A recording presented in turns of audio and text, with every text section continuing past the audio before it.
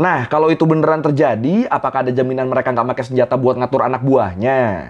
Ayo, ada nggak jaminannya?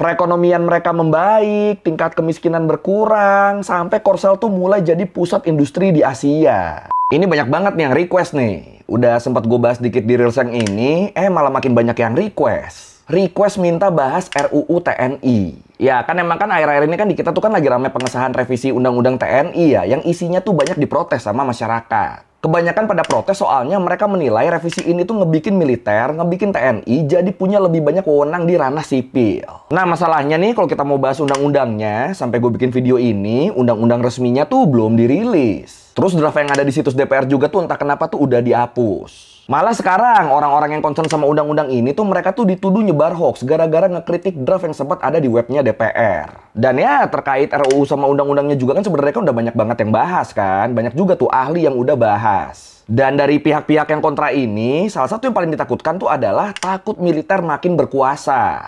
Takut jadi ada dui fungsi militer. Takut ranahnya militer udah bukan cuma pertahanan dan keamanan lagi. Ya intinya takut militer makin gak kekontrol lah. Nah, di sini sekarang gue mau ngasih contoh gimana kalau yang paling ditakutkan ini beneran kejadian based on yang udah terjadi di negara-negara lain. Biar kita ada patokan nih, biar kita ada bayangan. Gimana sih jadinya kalau militer, kalau tentara punya posisi penting di ranah sipil. Apalagi sampai megang kekuasaan. Dan ini beberapa sebenarnya udah pernah kita bahas nih. Tapi ya nggak apa-apa lah sekalian kita belajar lagi lah dari sejarah. Tapi ada gak ya negara yang nasibnya tuh malah jadi lebih baik di bawah pemerintahan militer? Ya udah kalau gitu, ayo langsung kita bahas negara-negara yang hidup di bawah rezim militer di Learning by Googling. Ya walaupun kejadian-kejadian di negara yang mau kita bahas ini kemungkinan terjadi di kitanya tuh masih sangat kecil ya. Tapi kan tetap dong kita harus prepare for the worst. Jangan sampai santai nggak akan begitu, tahu-tahu kecolongan aja, tahu-tahu kejadian aja. Nah sebenarnya terkait ini ada nih penjelasan masuk akalnya nih. Kenapa militer tuh emang sebaiknya dan idealnya tuh dipisahin dari ranah sipil. Termasuk dari jadi pemimpin negara. Kalau menurut Made Supriyatna, peneliti di ICIAS Yusof Ishak Institute, dia bilang, di mana-mana yang namanya militer tuh itu nggak bisa demokratis. Soalnya di dalam militer tuh aturan mainnya adalah komando, hierarki jadi dia, namanya bawahan tuh harus nurut sama atasan. Sementara kalau di ranah sipil itu tuh lebih ke diskusi, perlu konsensus bersama. Jadi nggak bisa tuh tiba-tiba kehendak satu orang harus diturutin sama semuanya. Kalau di ranah sipil nggak bisa begitu. Nah sistem komando ala militer ini pastinya penting banget nih. Ini pastinya dibutuhin banget dalam kondisi-kondisi tertentu. Kayak misalnya di kondisi kalau lagi terjadi perang. Nah itu dibutuhkan banget tuh sistem komando tuh.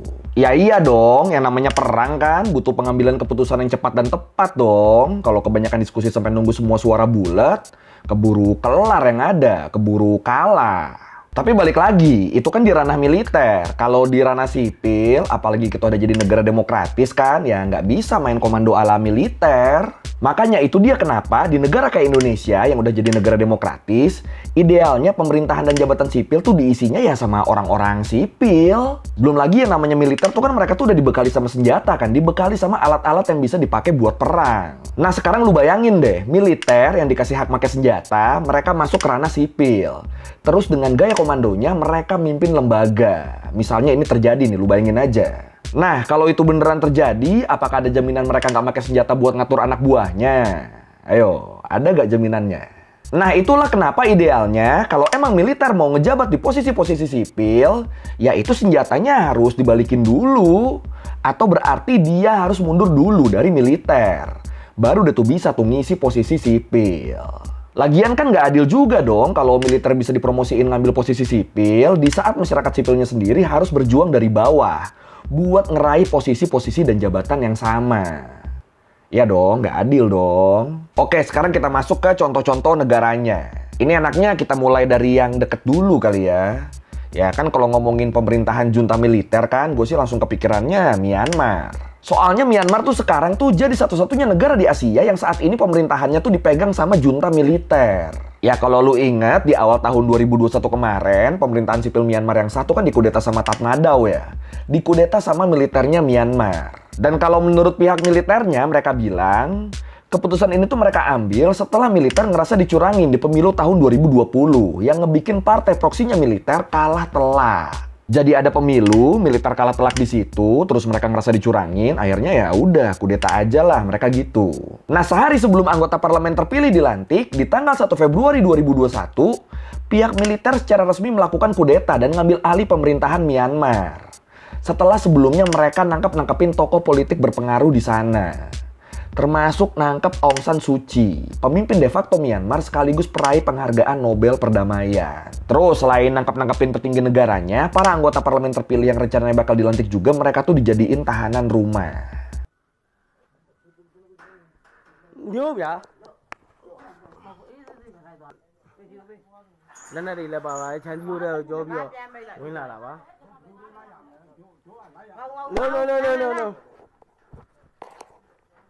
ဦးတဲ့နောက်ဆုံးတကားပြန်ပိတ်လိုက်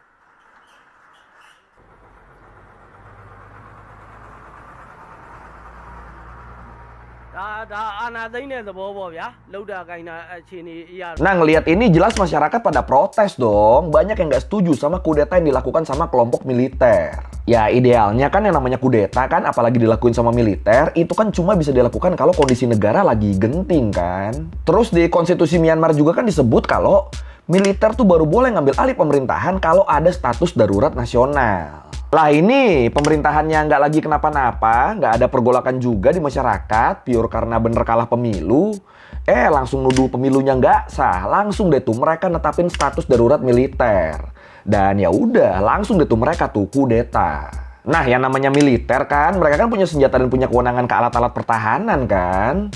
Nah akhirnya di kudeta ini bukannya dengerin rakyat, yang ada suara masyarakat tuh malah dibungkam. Nih, di hari pertama kudeta, junta militer Myanmar tuh langsung ngeblokir akses komunikasi.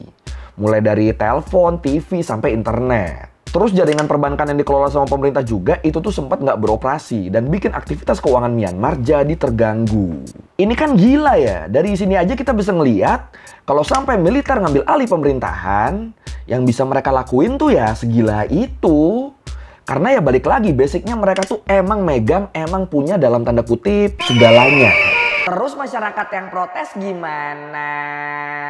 Ya kayak yang udah bisa ditebak, masyarakat yang protes bakal langsung ditindak sama aparat. Di situ pemerintahan junta juga tuh mereka tuh langsung ngeluarin aturan jam malam. Mereka ngebatasin masyarakat buat kumpul-kumpul. Ya intinya bibit-bibit protes dan demo tuh bakal langsung ditindak lah. Terus pembatasan internet juga tuh diperketat, apalagi waktu seruan buat tentang kudeta makin gencar.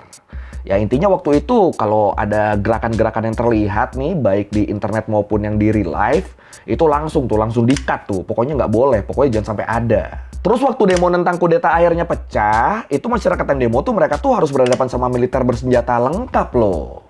Ini kan gila kan, masyarakat sipil loh, warga biasa loh. Diladeninnya pakai senjata. Dan karena lawannya pegang senjata, ya endingnya bisa ditebak lah. Iya, endingnya banyak demonstran pro-demokrasi yang akhirnya tewas karena tindakan aparat. Dan salah satu yang paling viral tuh dia nih, Kyaw-sin atau Angel, yang tewas ketembak waktu demo di tanggal 4 Maret 2021. Oh iya, waktu awal-awal kudeta, pihak militer tuh bilang kalau mereka tuh cuma bakal ngedudukin pemerintahan dalam jangka waktu 1 tahun doang. Sampai pemilu ulang digelar, mereka bilangnya gitu tuh. Tapi faktanya sekarang, udah tahun 2025 nih, pemerintahan Myanmar masih tuh dipegang sama militer.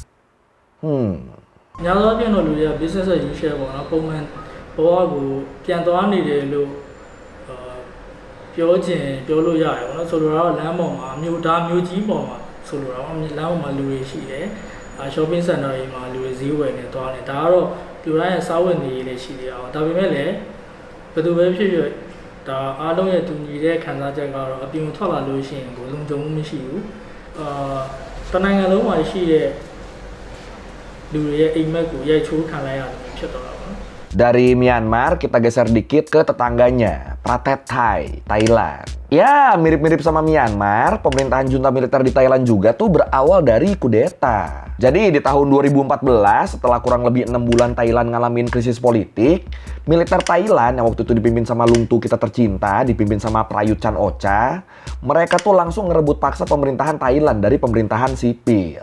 Dan ini alasannya kurang lebih sama nih kayak Myanmar nih. Karena militer nganggep kalau Thailand tuh ngalamin kondisi darurat nasional yang bikin mereka dalam tanda kutip lagi nih terpaksa ngambil alih pemerintahan. Terpaksa.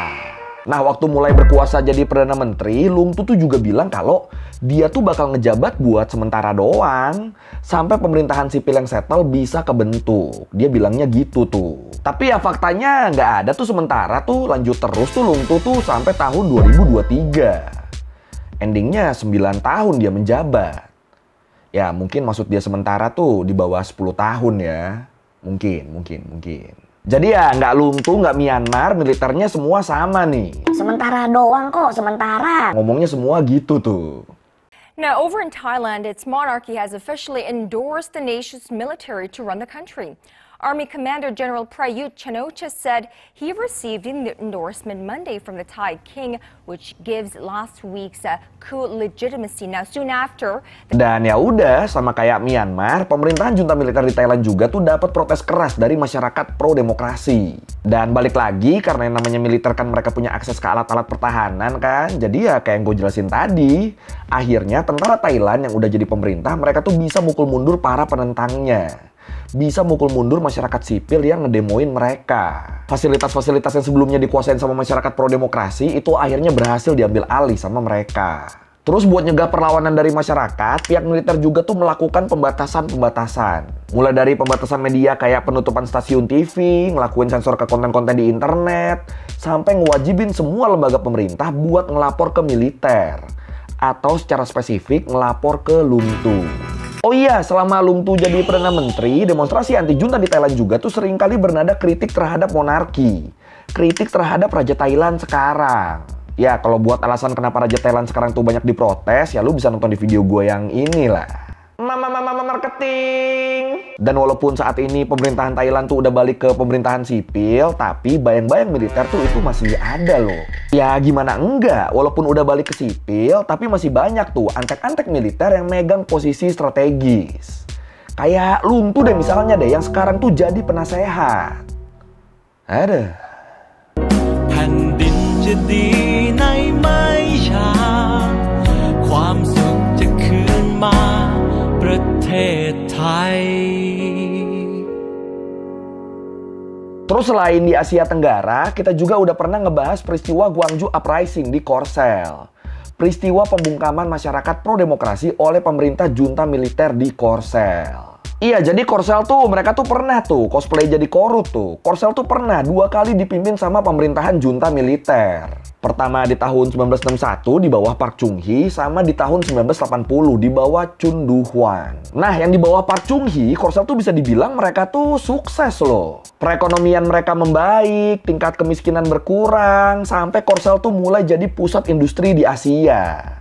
Ya pokoknya waktu itu mereka oke lah pokoknya. Tapi walaupun sukses, pemerintahan Park Chung-hee itu terkenal otoriter banget. Doi ini sering banget ngotak-ngatik undang-undang biar dia bisa ngejabat lebih lama. Dari yang awalnya cuma bisa 2 periode, itu ditambah jadi bisa ngejabat sampai 3 periode atau bahkan lebih. Terus selain itu dia tuh dikenal anti banget sama kritik. Ada lawan politik yang berani ngebantah dia, wah itu siap-siap aja tuh dihabisin tuh. Terus pers sama mahasiswa juga yang dianggap paling sering menyuarakan perlawanan ke pemerintahan itu bener-bener diawasin dengan ketat. Bahkan Park Chung-hee tuh dia tuh sampai merintahin tentara buat datang ke kampus dan ngawasin aktivitas mahasiswa. Bener-bener segitunya loh. Winner by a surprisingly narrow margin is General Chun-hee Park, who headed the junta. Had 2 minor candidates surrendered their votes to Yun, he would have won. Despite charges of fraud, this is a remarkably clean election. Whether its results will liberalize the government or continue a one-man rule, only Park can say. Dan akhirnya di tahun 1979, Park Chung-hee tewas ditembak sama ketua Badan Intelijen Korsel. Ditembak sama rekan sekaligus bawahannya sendiri. Tapi di situ bukannya berakhir, pemerintahan junta Korsel malah lanjut ke part 2, malah lanjut ke chapter 2. Di bawah pemerintahan Chun Doo-hwan. Nah sebenarnya di awal Chun Doo-hwan tuh ngejanjiin pemerintahan militer di bawah dia tuh bakal lebih humanis. Dia bilangnya gitu tuh. Tapi kenyataannya beda jauh. Yang ada malah makin parah nih, tekanan-tekanan pemerintah ke kelompok pro-demokrasi. Dan puncaknya ini ya di peristiwa Gwangju Uprising. Di peristiwa itu pihak militer tuh bener-bener ngisolasi masyarakat Gwangju.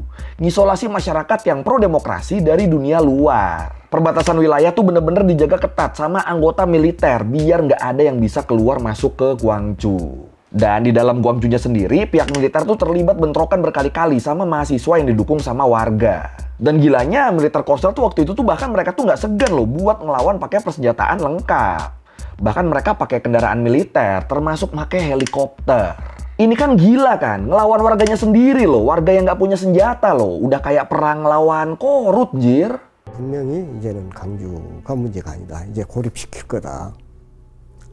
고립을 시킬 거니까 강주를 빨리 빠져나가서 강주가 고립되지 않게끔 이 상황들을 전체적으로 너네들은 알려야 된다. Atau kasus lain lagi terkait pemerintahan militer tuh pernah terjadi juga di Chili. Jadi di tahun 1973, Chili yang waktu itu dipimpin sama pemimpin sosialis, mereka tuh ngalamin kudeta militer yang berujung naiknya Jenderal Angkatan Darat Chili, Augusto Pinochet. Dia naik jadi presiden Chili. Nah, awalnya kudeta yang dipimpin sama Pinochet ini tuh dapat dukungan dari kelompok kelas menengah dan oligarki di Chili, termasuk kelompok Demokrat Kristen di Chili. Tapi nggak lama habis itu, pemerintah junta Chili ini mulai berulah nih. Berulah gimana?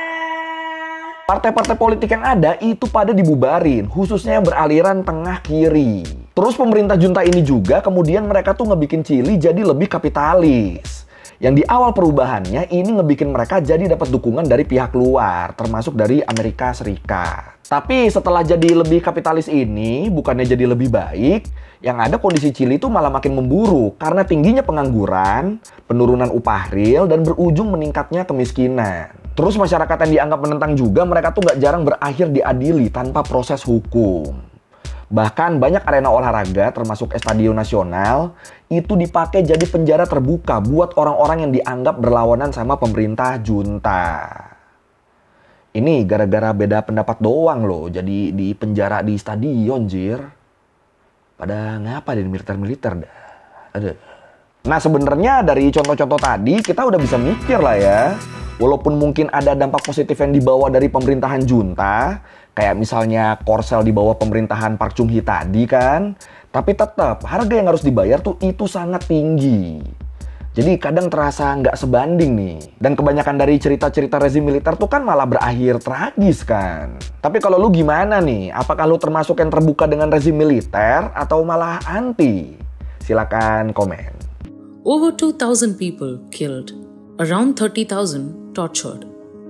These numbers tell a dark history of Chile, where a democratically elected socialist government was ousted in a military coup 50 years ago. Oke, sekian learning beguling kita kali ini tentang negara-negara yang dikuasain sama militer. Dan balik lagi, gue sih berharapnya undang-undang TNI yang baru ini nggak berujung ke sini ya. Ini kan cuma kekhawatiran kita aja kan. Semoga kekhawatiran kita ini nggak terbukti, nggak jadi kenyataan. Amin. Dan ini maaf banget nih kalau suara gue lagi beginilah, lu denger sendiri kan. Ya sebenarnya gue tuh kayaknya lagi flu deh. Cuma udah seminggu gue tungguin nggak sembuh-sembuh padahal gue mau bikin video ini. Jadi ya udahlah, hajar aja lah. Ya kalau merevisi gue udah salah, atau lo mau nanya atau nambahin guys video, bisa tulis di komen, kita diskusi kayak biasa. Sekali lagi thank you dan jangan lupa like, comment, subscribe. Bye. Kali-kali diriku kau hujat, padahal ini semua kodrat.